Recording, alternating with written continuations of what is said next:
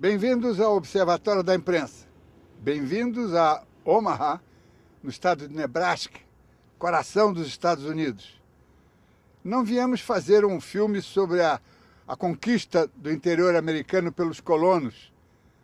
Viemos encontrar uma figura mitológica, um Midas, onde ele põe a mão, é um grande negócio.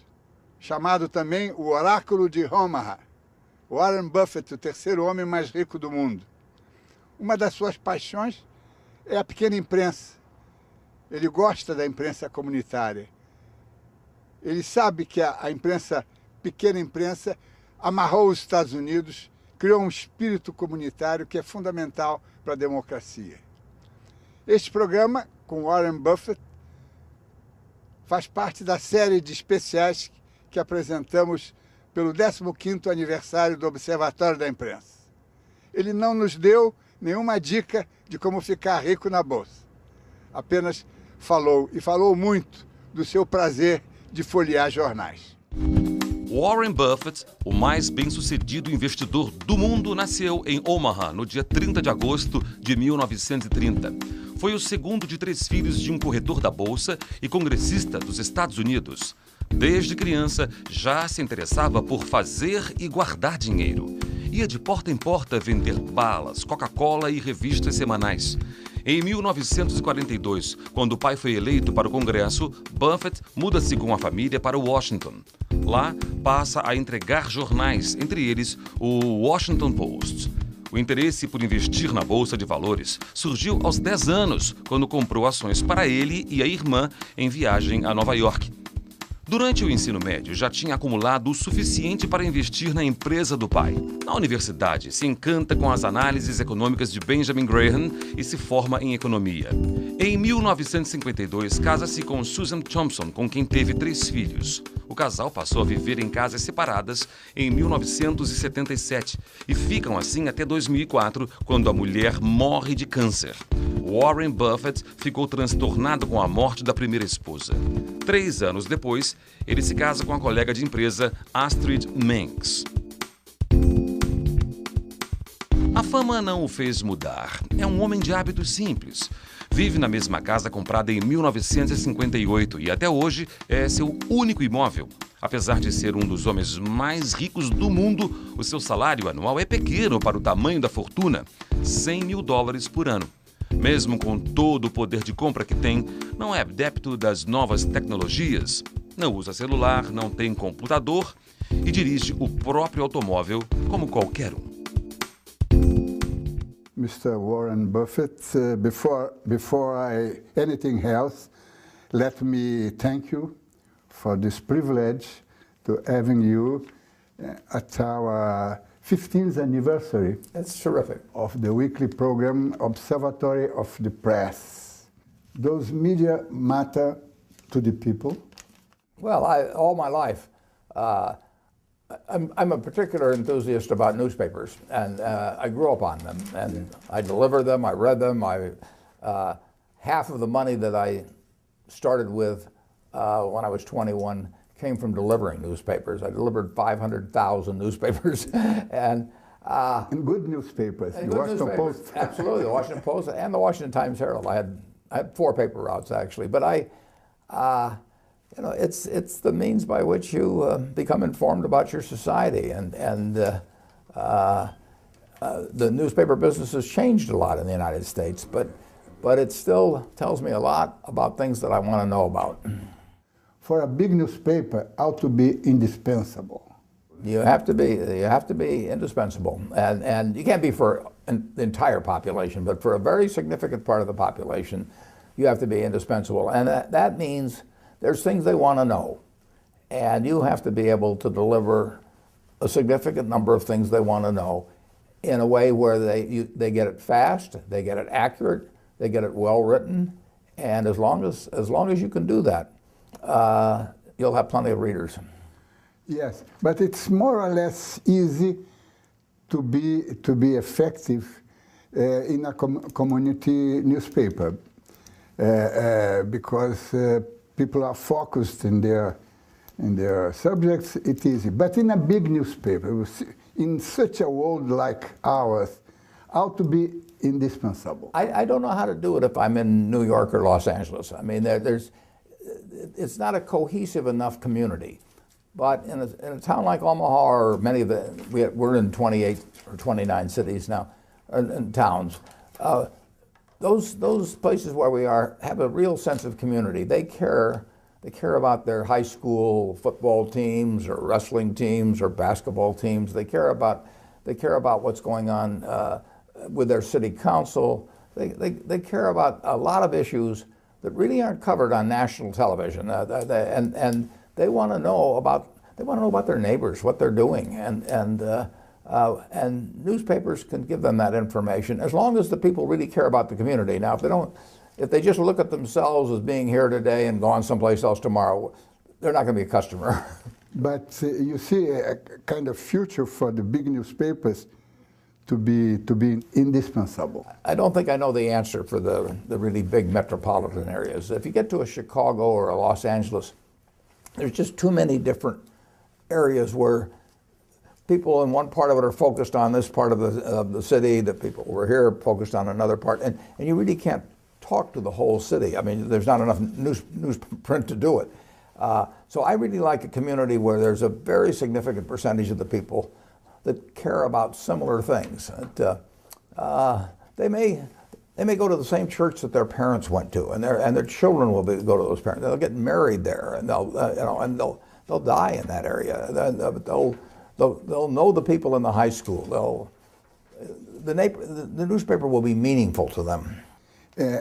We spoke about your political, how you deal with the politics, but your political opinions are very clear, very clear.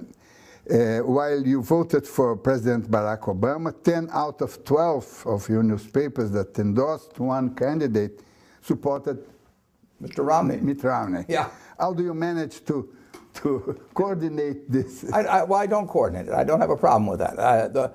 Each of our publishers and editors of all those different papers, not all of them endorsed, but 12 endorsed, they make their own decisions. They reflect their own communities, and I'm not imposing any opinions from my office in Berkshire at all, and I won't. I've written about this because I won't be around forever, and somebody's going to succeed me, and I want them to follow the same policy, so that's why I write about it. I'm sort of boxing them in so that they will follow a similar policy, because the paper doesn't belong to them. It belongs to the company. And it really belongs, in a sense, to the community in which it exists. I mean, I can't tell the people we own a paper in Richmond, Virginia. I can't tell them about Richmond, Virginia. I mean, that's up to the people there to run the paper right. Mm.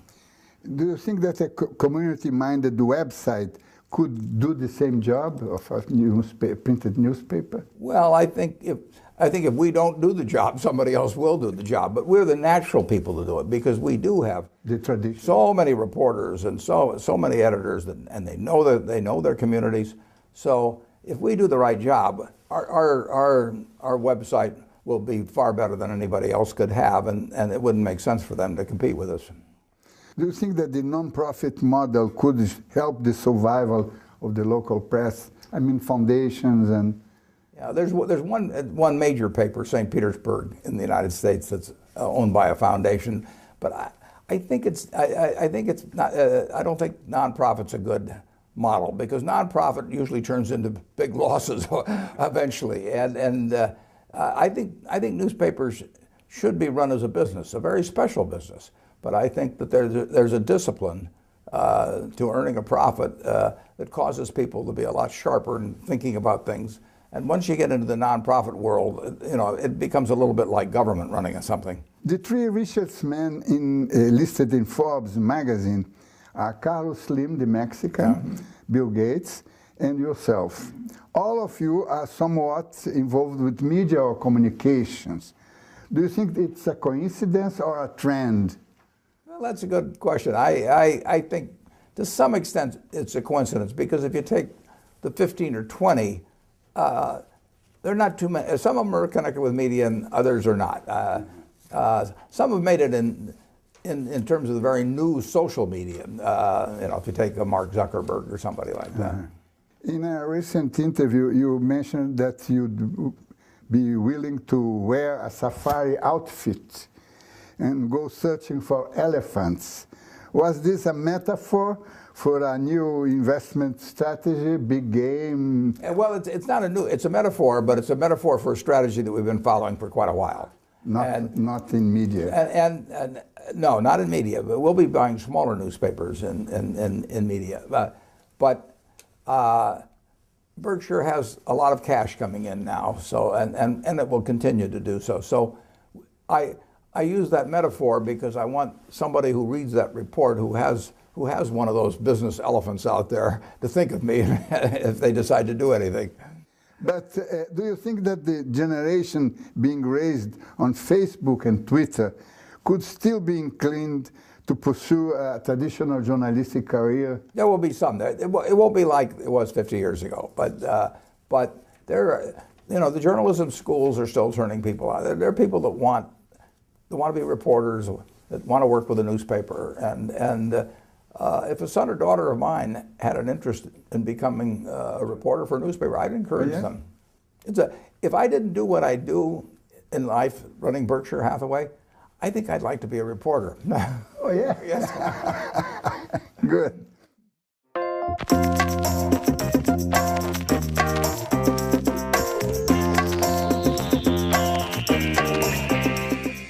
Lucas Mendes, nós estamos juntos nessa aventura aqui em Omaha, de entrevistar e ouvir o terceiro homem mais rico do mundo, que tem muita coisa a dizer, ao contrário, talvez, de outros bilionários, ele tem muita coisa a dizer, né? Qual foi a sua impressão desse? Então, muita coisa com um vigor mental e físico. Porque ele está com 82 e expondo e falando com aquela clareza, não se perde hora nenhuma, vai direto no ponto, fala bem, é um bom orador e também é um bom escritor, né? Escreve um craque no texto. E engraçado que ele ainda falou que o sonho dele, que ele queria ser repórter, né? É muito. Mas essa saúde mental dele é impressionante. E engraçado que ele atribui isso muito à vida dele, ao sucesso dele. Duas coisas. A sorte, ele disse que ele teve a sorte de ter nascido homem na década de 30 e nos Estados Unidos. Três sortes incríveis. Agora, entre parênteses, a década de 30 nos Estados Unidos foi uma debacle da depressão, né? Mas ele ele era muito novo, né? Não, ele deve ser de 31. Então ele não sofreu, ele estava mas em 1945, quando ele já estava adolescente, já tinha saído daquela, já tinha saído daquela miséria. E era quando ele começou a entregar jornal, ele fazia aquelas, com 11 anos ele estava comprando ação, ele comprou 3 ações e entendia e sabia ler relatório de balanço de empresa. Uma memória prodigiosa. Para números, né? Para números e para coisa de investimento. Um dos gurus que ele cita é um professor da Colômbia chamado Benjamin Graham, que escreveu Um Investidor Inteligente, da Intelligent Investor, que sabia o livro de cor do cara.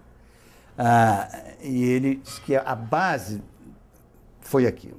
E o outro, que é uma história muito engraçada, foi um camarada chamado Dale Carnegie, que ele investiu $100... Como fazer amigos... E influenciar pessoas. Que muita gente achava que coisa mais jeca. Ele disse que foi os $100 mais bem investidos. Ele deu $100 para fazer o curso. E ele disse que aprendeu muita coisa. Era uma das coisas mais idiotas. Mas não era? O livro vendia no Brasil também horrores. Porque também saiu logo depois dos Estados Unidos. E era aquela fase os anos de ouro, JK e tal, todo mundo queria fazer amigos e influenciar pessoas. E ele disse que no caso dele deu certo. A outra foi a mulher, a Susan, que também é uma história incrível, porque ele era um camarada que saía com um sapatinho a couro, outro de outra, não penteava cabelo, e ele casou com a Susan depois de 2 anos, tiveram 3 filhos, e ela realmente cuidou dele. Ela falou, olha, escuta aqui, Arrumou ele. Você sabe fazer uma coisa que é ganhar dinheiro. Então, você vai ganhar dinheiro. Eu sacrifico a minha carreira, a minha missão, vou cuidar da sua casa, dos seus filhos. E quando ele ganhou muito dinheiro, ela falou, agora eu vou embora. E está ótimo, eu gosto muito de você, eu te amo, você é o homem da minha vida, mas eu vou para a Califórnia ser cantora. Olha aqui isso. Ela gostava muito de jazz. Ela foi para lá, mas antes de sair ela falou, você não sabe, você sai de casa sem pentear cabelo. Ela ligou para uma grande amiga dela, que ele conhecia, chamada Astrid. Uma governanta. Uma recepcionista de um restaurante francês. Então, ela falou, Astrid, você vai lá, faz uma sopa para o Warren, vê se ele está penteado. E eles ficaram amigos o resto da vida. Ele foi arrasado quando ela teve um câncer de boca, morreu em 2004. E porque eles continuaram sendo grandes amigos e mandavam cartão de Natal juntos, os três. Agora, Lucas, nós conhecemos aqui Omaha, não é? Quer dizer, é uma cidade deserta. Agora, é uma cidade com, digamos, com uma história muito boa e ela gera, justamente por causa daquele silêncio, daquela vastidão, ela gera, digamos, pessoas interessadas, preocupadas. Eu não sei como é que vocês... Isso é o coração da América, né? Isso aqui é o centro. A coisa veio daqui. Veio daqui. Aqui. Agora, como é que é a história dele? Tem aí tantos livros sobre ele, né? Mas ele é um homem de Omaha, não é?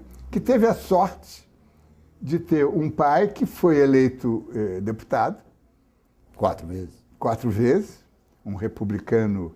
Super conservador. Que ele próprio diz, muito republicano, que levou ele para Washington. Quer dizer, abriu, né? Abriu a cabeça e ele começou a entregar jornal Washington Post. Exatamente. E ganhou uma nota suficiente para pagar lá os seus estudos. Você viu quantos jornais? Eu não lembro quando ele falou, mas são milhares de jornais. Exatamente. Exemplares, né? Que ele entregou, ele ganhava 1 centavo por cada jornal entregue. Eram 2 jornais. Era o Times. O Washington Times e o Washington Post, que é o mais importante. E ele eventualmente comprou uma parte grande graças ao Nixon. O Nixon estava perseguindo o Post. Essa é uma boa história. Né? As ações do Post, que eram de 30 e tantos, caíram 70%. O que é o Warren faz e sempre fez na vida? A ação está preço baixo, ele sabe ver, ele sabe ler que o Washington Post não tinha grandes dívidas, que era um negócio que ia dar certo. Era uma pechincha. Era uma pechincha que, vítima do Nixon, comprou e conheceu Washington, que ele não conhecia nada, né? Ele viveu lá, filho de um congressista, mas o pai dele era um jeito tão íntegro, tão careta, que quando eles deram um aumento para os deputados, ele recusou. Falou, eu não posso. Eu fui eleito para ganhar 10 mil, eu não vou aceitar esse aumento para 15, porque meu eleitorado votou para mim ganhando 10. Eu acho que essa integridade, que é a grande força do Buffett, porque quando você teve uma crise como Salomon Brothers, na própria crise de 2008, se o Buffett falasse, é hora de correr, fechava. Ele não. Fechava o Wall Ele Street. até apoiou. Ele foi lá e bancou. No Goldman Sachs, né? Goldman Sachs. Goldman Sachs. Ele botou 15 bilhões. Nos 25 dias da crise, ele botou 15 bilhões de dólares. Coisinha. E comprando pedaço de banco, pedaço de financeira, de seguradora. Mas essa integridade dele, que nunca teve envolvido em escândalo, quando o braço direito dele andou fazendo uma Sokol, andou fazendo um trambique, comprando umas ações sem encontrar para ele. E não teve nenhuma. Ele era um cara respeitadíssimo. O Buffett adorava esse Sokol, porque só dava boas dicas. Não teve um minuto. Agora, essa integridade tem a ver também com os negócios, quer dizer, com a atitude empresarial dele, né? Uhum. Quer dizer, ele ganha uma nota de dividendos, não é? Das ações que possui, mas ele tem um salário na empresa, não é? Na Berkshire Hathaway. Ele tem um salário de $100 mil por ano. Bicharia. Que é um pouquinho mais do que o salário médio de um dentista, né? Só que ele, desses 100 dentista mil... ganha mais do que isso. Desses 100 mil, ele devolve 50 para a empresa por conta de serviços pessoais que ele se beneficia. Provavelmente o escritório, não sei o quê, porque é tudo muito simples, é tudo... Então ele devolve 50 mil. O camarada mora na casa que ele comprou por $30 mil em 1958, está na mesma casa. Até uma descrição, ele já falou, parece a casa de um dentista mais ou menos bem sucedido. Dentista rico mora em lugar melhor que a casa. É o mesmo lugar. E você viu aquele escritório dele, não tem nome na porta, não tem Berkshire Hathaway. Completamente despojado dessas coisas. Não, e se veste também muito discreto, não é? Com uma camisa branca, uma gravatinha de seda chamando cor-de-rosa, chamando um pouquinho de atenção, e suspensórios que não aparecem, como eu estava de frente. A outra história que eu gosto muito é da conversão dele de republicano para democrata. Essa é uma grande... Foi mulher dele, foi a Susan que levou o Warren para ouvir o Martin Luther King. E ele, no primeiro encontro, ele foi vacinado e pegou. E tem uma frase que ele lembra sempre do Luther King, é a seguinte: a lei não pode não chegar no coração, mas a lei protege o povo dos que não têm coração. Isso aí diz que é a frase que marcou. É a coisa retórica do Luther King. E começou a guinada dele e virou. Hoje é o maior provocador, os republicanos detestam essa coisa que ele chega e fala, tem que subir imposto. Eu quero pagar mais imposto.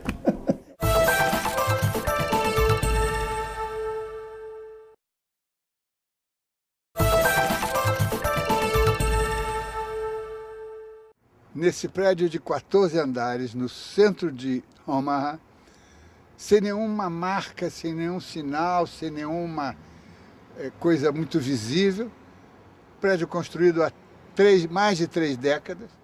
No segundo andar, na metade do segundo andar, funciona a holding Berkshire Hathaway, que é um império que controla 73 negócios de âmbito global, que movimentam 250 bilhões de dólares por ano.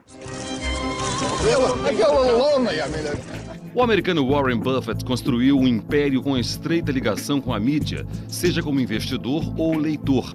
Ele se confessa um viciado em jornais e, na década de 70, começou a adquirir ações do Washington Post. Logo depois, comprou o jornal Buffalo Evening News e parte da rede de televisão ABC.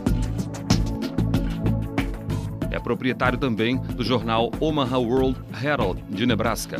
Apesar do agudo faro para os negócios, não foi influenciado pela queda nos lucros dos jornais quando decidiu comprar a companhia que controla 63 periódicos de cidades do interior.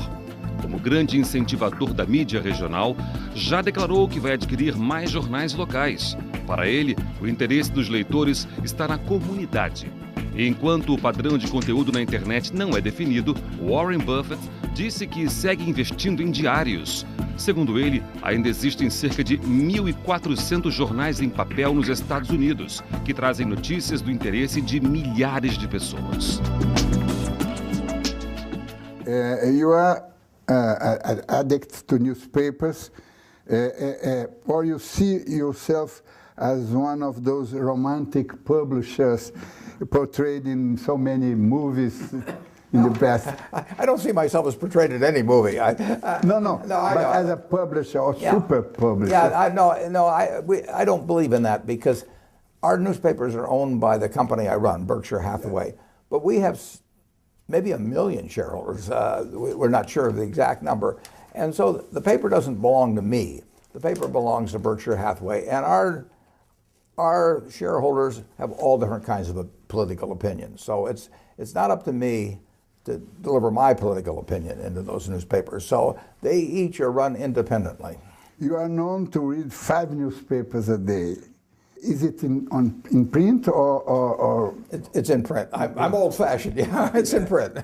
For sure, one of those 5 is your newspaper here, the Omaha. That's correct. Old Herald, a very good newspaper. But the other 4? Well, the other 4 are the New York Times, the Wall Street Journal, the Financial Times, and USA Today. All of them in paper. Yeah, I read those all print, and they come to the office. A couple of them come to the home, but I read those 5 every day. It's a challenge. How many hours do you? Well, it is a challenge, but I enjoy it. I not only learn, but I'm having a good time reading a newspaper. I mean, I don't know what I'm going to find inside. I know I'm going to find certain things that I'm concerned about, but I also get some surprises. I mean, there's stories there that I wouldn't know about otherwise. But it does tell me the things that are essential to me about my community. When we hear publishers, at least in Brazil, declaring that in 20 or 30 years from now, their newspapers or magazines are going to be entirely digital, could we say that they are somehow admitting their own failure? Well, it could be. I'm not that familiar with the papers in Brazil, but in the United States, I think our papers will be. They'll be in digital form, but they also will be in print form, and they complement each other. But we made a big mistake in this country, in my view, initially when digital came along, because we gave it away. And you know, if I'm going to drink a Coca-Cola, and in one place I can get it free, and another place I have to pay for it, I'm going to go where it's free. So you have to have a coordinated approach where people pay for the product. Your newspaper in Omaha was owned by the employees. By the employees, that's right. And not now, of course. Not now, but they were very happy to. That you bought. Yeah. But this kind of solution could work in some cases. It used to work better when newspapers were more profitable, because then the people that came to work at the newspaper wanted to buy in, and there wasn't a problem for the people that were leaving to sell their stock to the people coming in. But as newspapers became less profitable, when the reporters or the editors would get to be older and want to sell, the new people coming in didn't want to buy. And so that model, which worked well for 50 years or more, quit working. And incidentally, that's the reason we ended up buying the paper here in Omaha. Right. There's a big discussion now in Britain, but also here, about the regulation of the press, the inquiring, Levinson inquiring, and people are furious that this will put in danger the liberty of the expression. But here in the States, in 1934, President Roosevelt began another kind of regulation, the FCC, which to this day functioned as an arbiter of fair competition by blocking cross-ownership of different media in the same region. Do you agree with those rules of the FCC? Well, I think they were more appropriate when the newspapers were terribly strong economically and the television stations. I don't think they're really needed as much now, and I think that's the general opinion in the United States, that they were very important 30, 40 years ago, when there was this really powerful media presence in many towns. But now there's way more cable outlets, and I mean there's all kinds of sources of information available. So I think it's less worrisome if somebody owns a radio station plus a newspaper. I don't think they're going to dominate the information flow in the community. But for instance, the Washington Post doesn't have a network of television or a station. No, they have a group of television stations, but they don't have them in Washington D.C. Yeah. Now they had a television station at one time there, and they traded it for Detroit. This cross ownership, this is the main danger, I guess. In Brazil, for instance, it's everything cross owned, yeah, and you have big companies with everything. Yeah, it's not a big deal here anymore. There's so many ways of getting information, including the internet. Your personal story, as you've told many times, is linked with you have ink in your veins. Absolutely, it still flows. Yeah, this interview will be shown at our anniversary, and we intend to launch a kind of appeal campaign. Saying, do what Mr. Buffett does, buy a newspaper. Do you think that it will succeed? Well, I do. I really think that a wealthy person who lives in a community that they care about, it makes good sense to buy a newspaper, but not to get too involved in trying to tell the community what to do. That's it. Yeah. Well, thank you, sir, and it was a pleasure. It's been a real pleasure for me. Thank you. Bye-bye.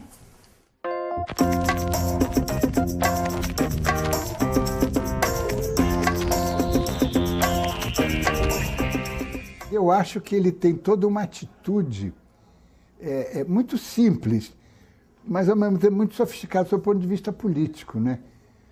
O negócio de apoiar os pequenos jornais, a base da democracia americana é a pequena imprensa, que ela desconcentra o poder. A pequena imprensa fiscaliza o prefeito, impede que se crie um caudilho local, um coronel, não é? Então ele tem toda a coisa progressista, mais rústica dos Estados Unidos, me parece. Né? E essa ideia dele, ele surpreende o tempo todo. Há 3 anos ele fala, nunca vou comprar uma ação de uma empresa de tecnologia, computação, indústria. Aí põe lá, vai lá e compra IBM. Tem 10 milhões. Nunca vou comprar um jornal, porque todo mundo oferecia jornal. Essa é uma espécie em extinção. Isso é moribundo, essa indústria está... Deu a volta. De repente, ele vai e compra 63 jornais.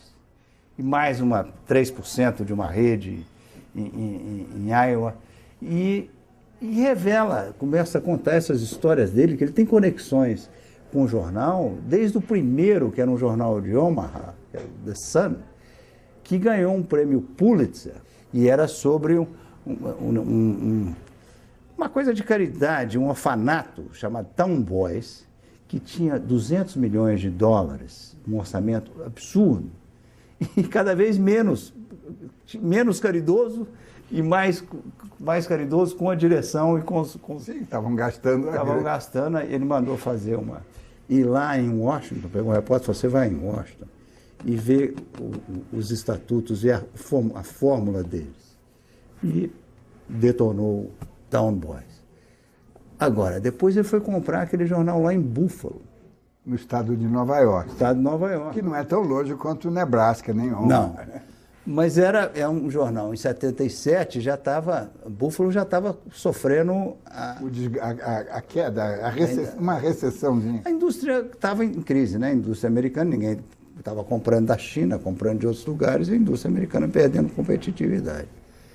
E ele foi lá e cavou esse jornal, que muita gente acha que vai ser um indicador. Como vai o Buffalo News, é o que ele mais ou menos vai tratar dos outros jornais. Mas a realidade é que você viu na entrevista, ele fala, não faço nenhuma interferência no jornal. Cada editor, tem o dinheiro dele, um orçamento. Ele administra. E administra. Eu não vou falar para um editor lá na Virgínia o que ele tem que fazer com... Eu não entendo da Virgínia. Não sei nada da Virgínia. Então, essa experiência dele com o pequeno jornal é revolucionária. É muito, é muito. E a crença dele de que esse espírito comunitário tem que chegar de alguma forma à grande imprensa da grande cidade. Ou eles se especializarem, ou alguma coisa tem que fazer, porque ele diz, a imprensa tem que ser indispensável, um veículo tem que ser indispensável. A expressão é boa, mas ele foi o primeiro a dizer que não sabe a fórmula, que não sabe como é que ele pode, o que ele faria com o New York Times, Los Angeles Times, que está à venda aí, ele falou, não saberia o que fazer. Esses ele não quer comprar, porque são jornais que estruturam. O Los Angeles Times já passou por tanto... Não, e também é o que ele diz, Los Angeles são 10 cidades. É impossível você saber. Você morre em Hollywood, quem está lá no Central LA não quer saber quem morreu em Hollywood, não. Então, o jornal pequeno é que morre um cara na sua cidade, o seu vizinho... Todo mundo sabe quem divorciou, todo mundo quer saber a história. Eu tenho uma reunião da escola, todo mundo está envolvido na reunião da escola. Então, essa é a parte que ele diz que não consegue administrar e não se seduz por um jornal de cidade grande, porque a cidade grande não tem esse... Agora, o que é extremamente interessante é que um homem que administra essa fortuna, um império com 73 atividades ou 73 empresas diferentes e atividades muito diferenciadas, quer dizer, ele tem ferrovias, tem Coca-Cola, tem American Express, Wells Fargo, banco. Tá. E ele diz, contabiliza, eu leio 5 jornais por dia e gasto mais ou menos 6 horas para ler. Diário, leitura diária no papel. Em papel. Eu acho isso extraordinário. Plus, mais o Economist. Que ele não é. Que ele gosta. E os cartoons da New Yorker, que ele divide com a mulher. E eu senti que ele aposta no digital.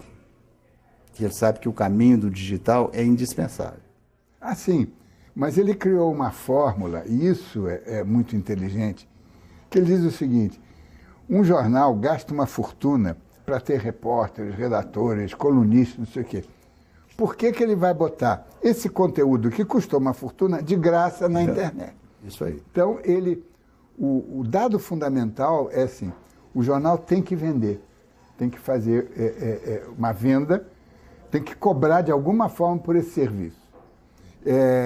Então, aumentando o preço do jornal, porque aí o sujeito faz uma assinatura e recebe um material digital e o jornal continua recebendo. Isso ele põe como fundamental. E diz que foi o grande erro dos jornais. Que eles fizeram digital e deram de graça. Então ele falou, se tem um de graça e se eu tenho que pagar pelo outro, eu vou ficar com o de graça. E é isso que está dando possibilidade ao New York Times fazer a virada. Eles estão cobrando. O Wall Street Journal se deu muito bem, porque o Wall Street não amoleceu. Começou cobrando caro, não dava desconto. É uma assinatura online cara. E eu tinha a impressão que o Wall Street chegou a mais de 700 mil assinantes online, que é um número alto. E o New York Times também estava indo bem.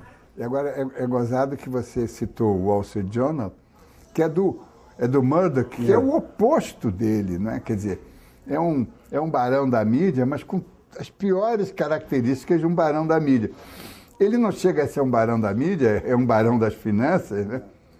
Mas com uma visão muito mais humana, né? Muito mais democrática e progressista também, não é? Quer dizer, ele está envolvido pelas causas, não é? As causas do país. Essa conversão dele, você pode ter certeza, é uma das coisas que mais incomodaram o Partido Republicano. Porque ele é uma figura tão importante. É um bilionário que fala, não, tem que haver uma rede social, a gente não pode enriquecer, vamos nos locupletar e deixar o país entregue, os pobres entregue. Então, a própria sorte. O Murdoch tem uma virtude, ele ainda não conseguiu comprometer o Wall Street Journal. Na parte editorial, sim, mas o editorial do Wall Street, a editorial do Wall Street sempre foi super conservador. Mas a parte de reportagem, o jornal continua bom, e na parte de metropolitana, na parte de fim de semana, o jornal dele de fim de semana é um jornal muito bom. Agora, tem um dado que chama a atenção, não é? Uma pergunta que eu fiz a ele, se a salvação da pequena e média imprensa poderia ser empresas não lucrativas, não é? Entidades não lucrativas, fundações e tal. Que o The Guardian, por exemplo, é uma fundação não lucrativa. E perde 50 milhões por ano, se não me engano. Era 50 milhões. E ele diz, não, tem que ter um dono, tem que ter a finalidade do lucro para premiar a qualidade. Agora, premiar a qualidade sem abrir mão de outros princípios. Não é? Que ele diz, a empresa jornalística não é do dono, é daqueles que compram o jornal. Que, por sinal, o jornal que ele comprou era, quando o magnata morreu na década de 90, ele queria que o jornal ficasse, o Omaha, ficasse nas mãos de locais. Então ele pegou o jornal e vendeu a preço de banana para os empregados. E os empregados ficaram super agradecidos quando Warren Buffett foi lá e comprou o jornal deles. E voltou a ser propriedade... E com fins lucrativos. Mas o jornal, ele já teve uma circulação bem maior. Ele circulava em 6 estados.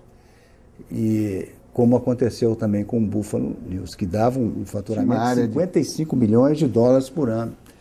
Tinha uma penetração regional, né? Enorme. Que é os jornais dele tem. O Omaha tem essa penetração, é 70%, que eles chamam, porque a penetração é onde os assinantes são daquele lugar, da sua terra. Então, o Buffalo News é o jornal de segunda maior penetração no país. E esse Omaha já foi o de maior penetração, agora ele está entre os 10 primeiros. Mas ele também mudou a circulação, mudou o número de tiragem.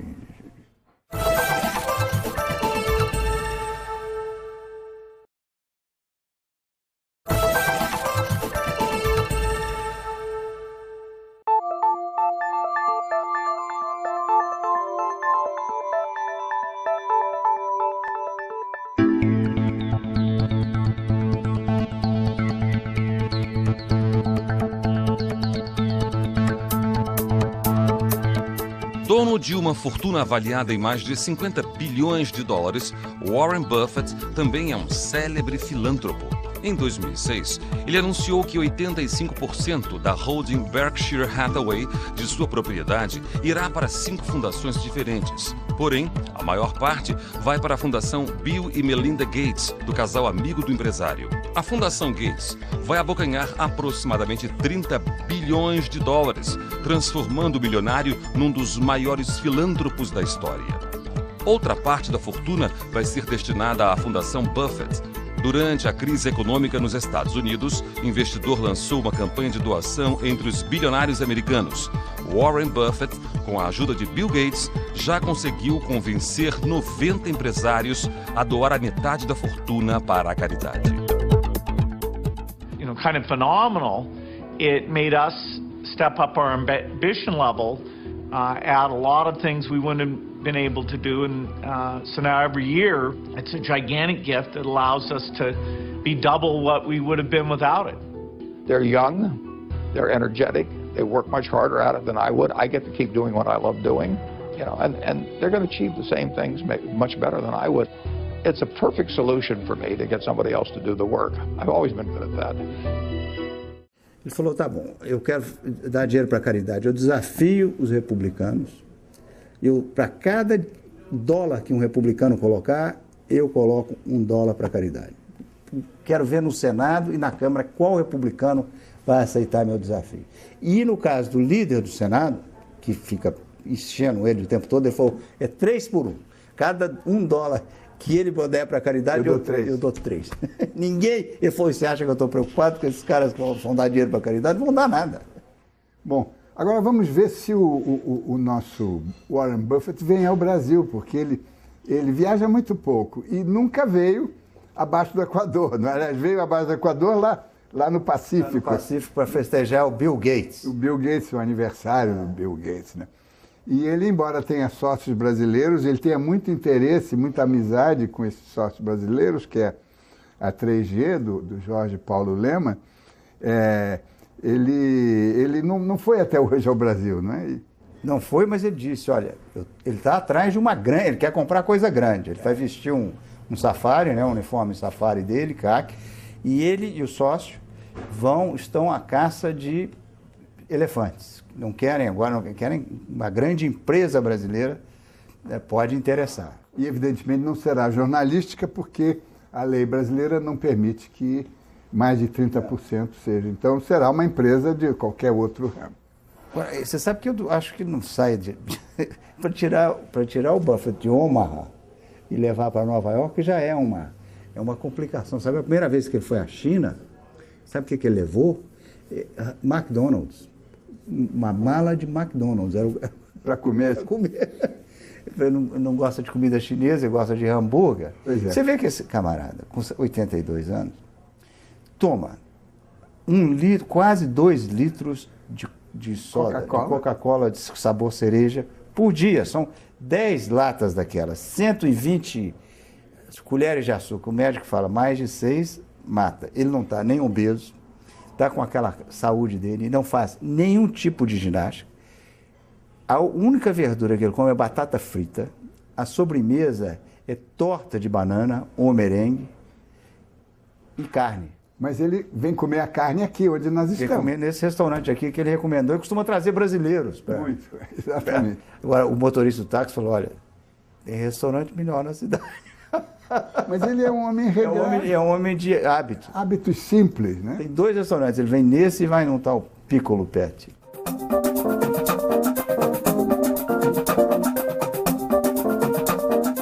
If you're in trouble, Warren Buffett can save you. He grows up knowing he wants to make money. When I met Warren, he immediately started telling me how much better his way of making a living was than mine. Had a morning paper that was sort of flimsy, but they had Sunday, which was a hell of a paper, and Warren and I both knew that Sunday was only going to get stronger, and that you had to have a Sunday paper. And if he's putting money into a situation, they're going to assume that he's intelligent enough to be making that investment because he thinks he's going to generate a satisfactory return off of it. He's a unique leader. I can't think of anyone close. It's really weird when you've got a famous parent. Pulling out my credit cards in a store once and buying something, and someone saw my name and they said, "Oh, are you related to Warren?" And I said, "Yes." And they said, "Oh, you're so lucky." And I thought, what a funny thing to say. They don't know him. Now, yes, I am, but not for the reasons they think. I'm not lucky because I've got a rich, famous dad. You know, I'm lucky because I've got him. Having fun at what you do, doing it with some humor, that, you know, I'll always strive to do those things nearly as well as Warren does.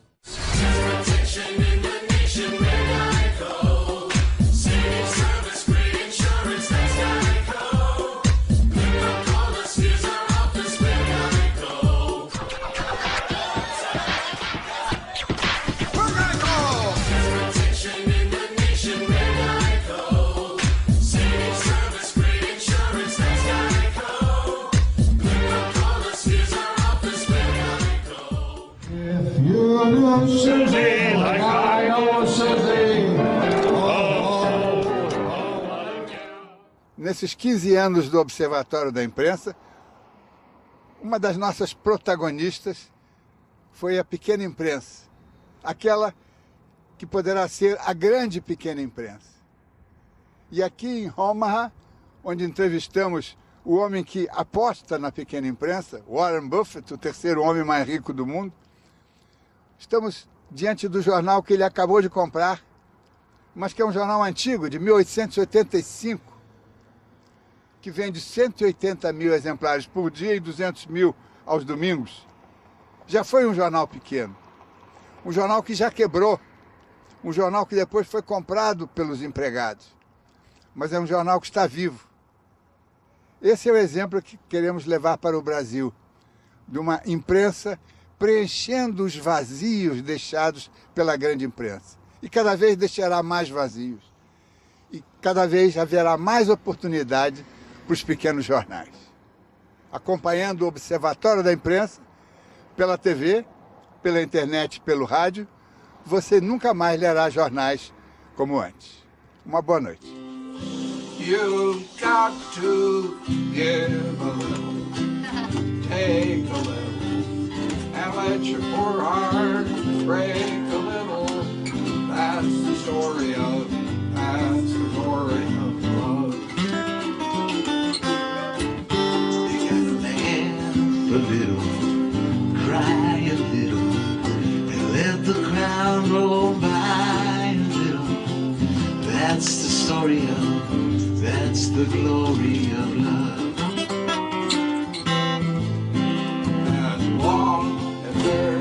Two of us, we got the world and all its charms. When the world is through with us, we got each other's arms. You got to win a little, lose a little, and always have those who lose a little. That's the story of, that's the glory of love.